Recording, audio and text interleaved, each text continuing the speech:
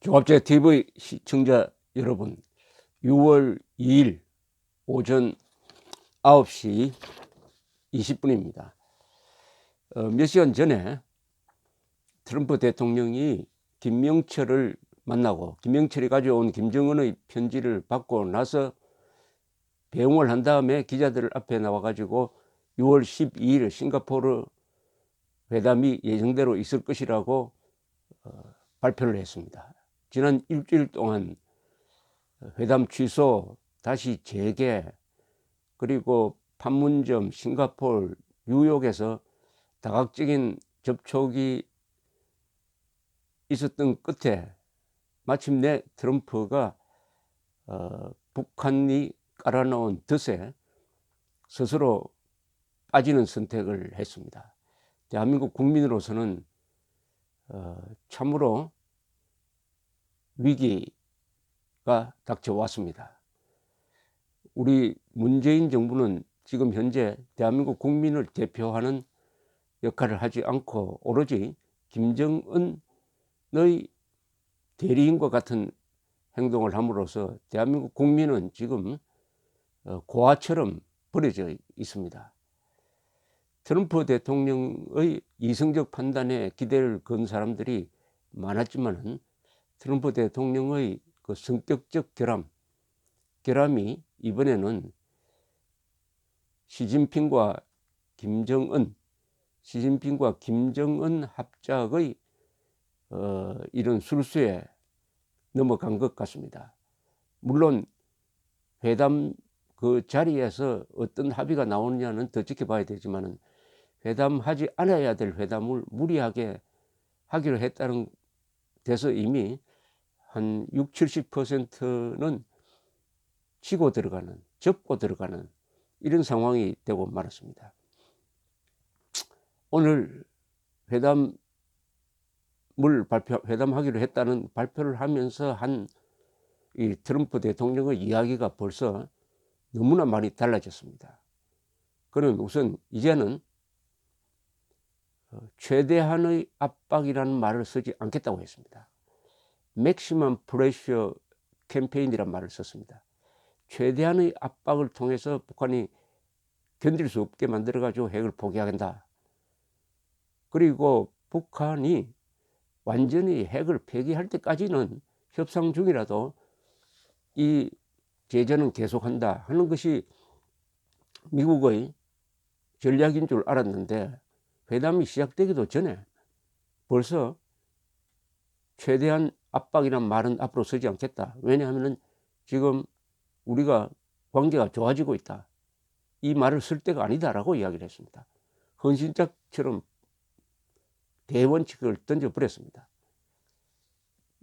일부 전문가들은 트럼프가 제재라는 카드를 갖고 있는 한 시간이 걸리더라도 북한은 결국 굴복하고 핵을 포기해야 될 것이다 라고 이야기를 했는데 예측이 맞지 않았습니다. 그리고 실질적으로 이미 제재는 물 건너갔습니다. 우선 중국과 러시아, 여기 한국까지 끼어가지고 북한에 대한 경제적 지원을 하겠다는 자세를 보이고 있고 이미 지금 한만 국경지대에서는 중국이 물자 공급을 또는 상호 이 상행위를 허용한 것으로 보입니다. 여기에 러시아까지 이틀 전에 10년 만에 평양을 방문한 라브로프 외무장관은 김정은에 대한 지지를 공개적으로 천명을 했습니다. 이렇게 해서 러시아, 중국, 북한, 한국이 한편에 서고 말았습니다. 어떻게 보면은 트럼프는 고립됐습니다. 원래 트럼프는 지금 아메리카 퍼스트라는 정책을 펴고 나오면서 이 동맹국과 불화를 일으키고 있습니다. 이 무역 전쟁을 일으키는데 상대가 캐나다, 멕시코 이런 이웃 국가를 상대로 이렇게 싸우고 있고 나토와는 이란 핵동결 협상 철수로 해가지고 나토 국가, 특히 유럽 국가와는 불화가 지금 더 심해지고 있습니다. 적극적으로 트럼프를 편드는 나라는 일본밖에 없는 그런 모습으로 돌아가고 있습니다. 이렇게 되면은 북한에 대한 협상력이 약해집니다. 그리고 국내적으로 워낙 트럼프가 거짓말을 밥 먹듯이 하니까 이것이 자꾸 누적되고, 그리고 러시아 스캔들 수사는 더 깊어지고 하니까 또 하루 걸러서 계속 새로운 스캔들 폭로가 나오고 하니까 트럼프가 과연 이번 11월 의회 중간선거에서 공화당이 현재와 같은 다수 의석을 유지할 수 있느냐도 의문이 되고 있으니까 트럼프로서는 김정은을 만나서 한판 쇼를 해가지고 이 사태를 반전시켜 보겠다는 절박한 입장에 처해 있습니다. 절박한 입장. 그나마 그 옆에 볼턴 대사, 전 유엔 대사, 지금은 안보보좌관 같은 사람이 있어서 말리는 입장이었습니다만은 결국은 대통령을 따라가게 되죠. 더 걱정스러운 것은 지금 이 회담에서 무엇을 합의할 것이냐, 무엇을 중점적으로 논의할 것이냐가 결정되지 않았습니다. 폼페이오와 김명철이가 이틀 동안 회담을 했지만은 폼페이오 국무장관 스스로 이야기했습니다. 중요한 합의가 이루어지지 않았다. 김정은이가 결단을 내려야 한다. 이런 이야기를 했는데, 그것은 트럼프가 회담에 갈지 안 갈지 모른다는 입장을 취했을 때만 효과가 있는 경고였는데, 이미 트럼프가 회담 입장으로 가겠다고 해버렸으니까 이제는 김정은에 대한 압력이 먹히지 않습니다. 가장 핵심적인 쟁점이었던 CVID, 완전하고 검증 가능하고 돌이킬 수 없는 핵 폐기를 북한이 받아들여라 라고 계속 지금까지 압박을 했는데, 북한은 그럴 생각이 없다고 하니까 이게 큰 장애물이 생겨서 이 회담이 성사되지 않을 수도 있겠다 하는 평가였지만은, 그런 상태에서 트럼프 대통령이 만나겠다고 해버렸으니까 이제는 CVID도 물 건너갔다고 봐야 됩니다. 그러니까 제재와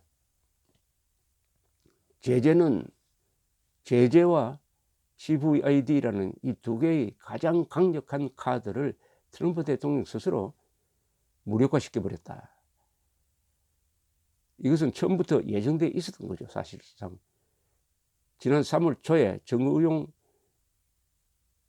특사가 김정은이가 핵을 포기하기로 했다는 이야기만 듣고 확인도 하지 않은 채 즉석에서 만나기로 했다라는 이 결정이 절대로 있을 수 없는 일입니다. 더구나 적대국, 그리고 지금 폭격하느니 마느니 하는 이런 위기 상황 속에서 아무런 정보 판단 없이 만나기로 했다 하면서 그 만남이 역사적인 만남이 될 것이다라고 미리 아주 띄우고 하면서, 그 순간 트럼프는 김정은이 파놓은 덫에 빠져버린 것입니다. 허영심이죠. 권력자의 허영심. 더구나 이 경우에는 자기가 탄핵당하지 않고 살기 위한 그런 개인적인 계산까지 깐 허영심이었습니다. 그 사이에 여러 일들이 있었지만은 가장 중요한 것은 중국이 김정은을 다시 조종하는 입장에 서게 됐던 것이죠. 중국이 이 게임에 들어옴으로써 복잡해지더니 결국 이번 상황은 김정은의 뒤에 있는 시진핑과 트럼프의 대결 구도로 굳혀지고 말았습니다. 시진핑과 트럼프는 임기가 있고 더구나 재선을 앞두고 전전긍긍하는 사람이고, 시진핑은 임기가 없는 사람이니까 얼마든지 시간을 두고 트럼프를 요리할 수 있는 사람입니다. 이렇게 되면은 도저히 개인적인 욕심을 앞세우는 임기 내에 무엇인가 근사한 것을 해야 되겠다는 강박관념을 가진 민주사회의 민주국가의 지도자는 이 임기가 없는 독재자를 상대로 할 때 항상 불리한 입장에 처하게 되는 것입니다. 그나마 CVID는 지킬 것이다. CVID 완전한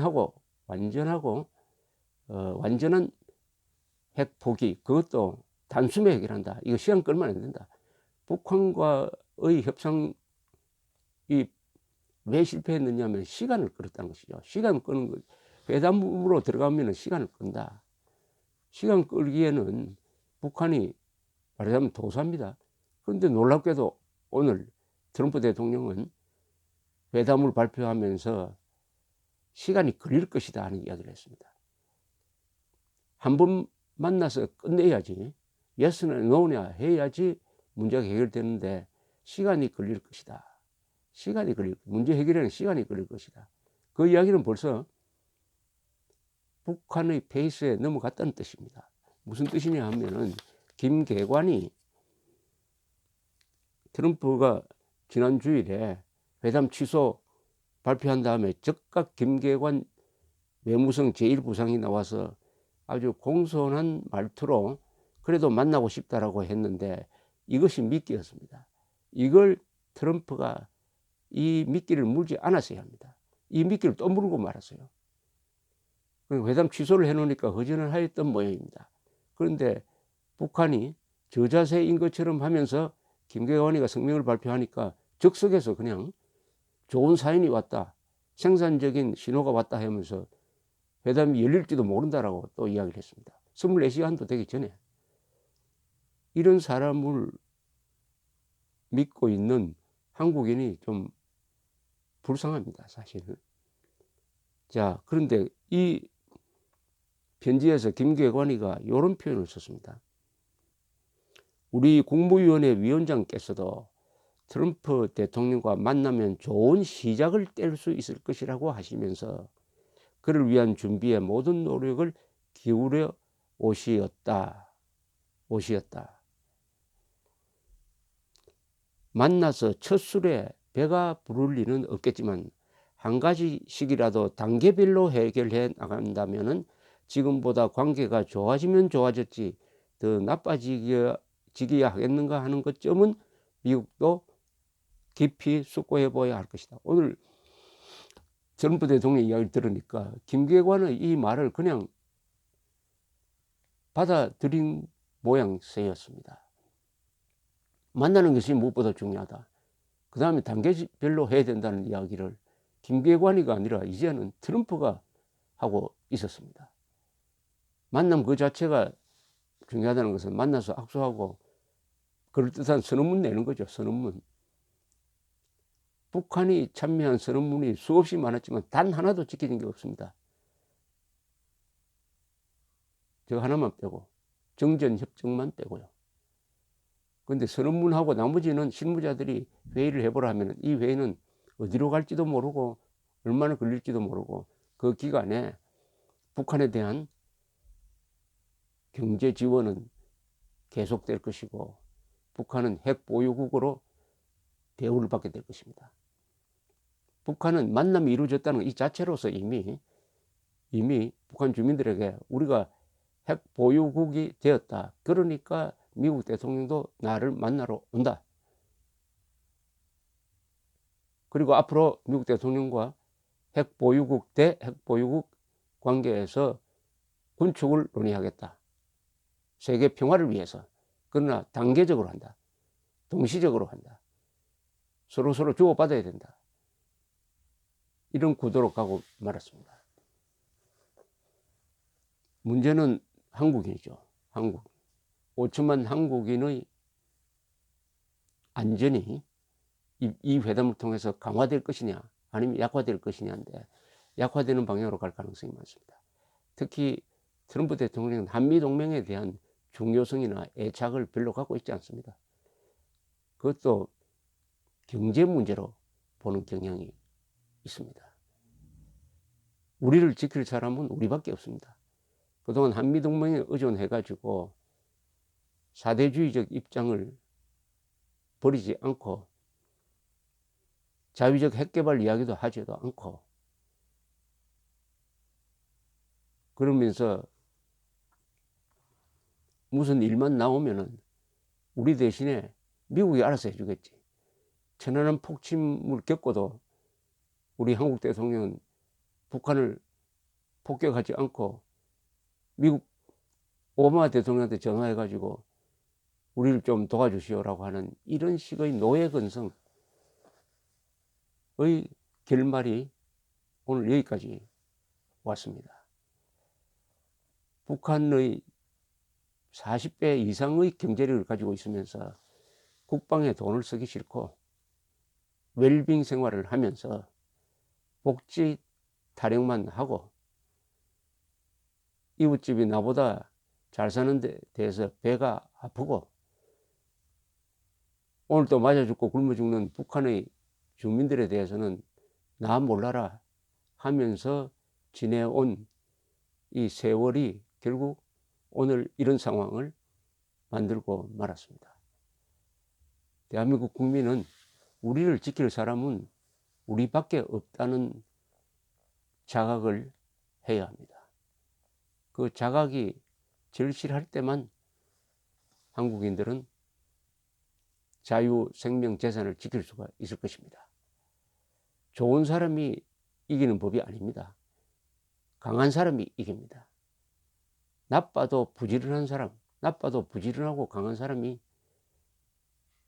좋지만 게으르고 비겁한 사람을 이기는 것입니다. 자유는 용감한 자만 누릴 수 있는 특권입니다. 감사합니다.